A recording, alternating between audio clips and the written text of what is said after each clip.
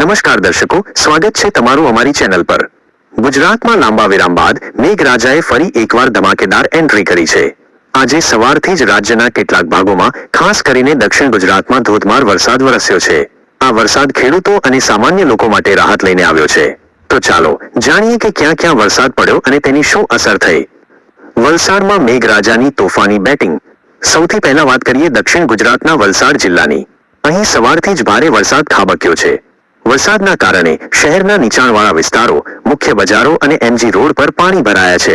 આ ઉપરાંત રેલવે અંડરપાસમાં પણ પાણી ભરાઈ જતા વાહન ચાલકોને ભારે હાલાકીનો સામનો કરવો પડ્યો। કેટલાક ઘરોમાં પણ વરસાદી પાણી ઘૂસી જતા લોકો પરેશાન થયા છે। વલસાડની સાથે સાથે વાપી, ધરમપુર અને કપરાડા તાલુકામાં પણ ભારે વરસાદ નોંધાયો છે, જ્યારે પારડી અને ઉમરગામમાં છૂટાછવાયા ઝાપટા પડ્યા છે। ખેડૂતો માટે ખુશખબર, પાકને નવજીવન। વરસાદનો લાંબો વિરામ ખેડૂતો માટે ચિંતાનો વિષય બન્યો હતો, પરંતુ હવે વરસાદ પાછો ફરતા ખેડૂતોમાં ખુશીનો માહોલ છે। રાજકોટના ઉપલેટા તાલુકામાં વરસાદી માહોલ સર્જાતા કપાસ, મગફળી, સોયાબીન, તુવેર અને એરંડા જેવા ચોમાસુ પાકોને મોટો ફાયદો થશે। તેવી જ રીતે છોટાઉદેપુરમાં પણ વરસાદથી ડાંગરના પાકને ફાયદો થશે। આ વરસાદ ખેતી માટે ખૂબ જ મહત્વપૂર્ણ સાબિત થશે। અન્ય વિસ્તારોમાં પણ વરસાદી માહોલ। દક્ષિણ ગુજરાતના અન્ય જિલ્લાઓમાં પણ વરસાદી માહોલ જોવા મળ્યો છે। નવસારી જિલ્લામાં થોડા સમયના વિરામ બાદ વરસાદ શરૂ થયો છે। ગણદેવી તાલુકાના અમલસાડ, સરી બુજરંગ સહિતના ગામોમાં પણ વરસાદ વરસ્યો છે।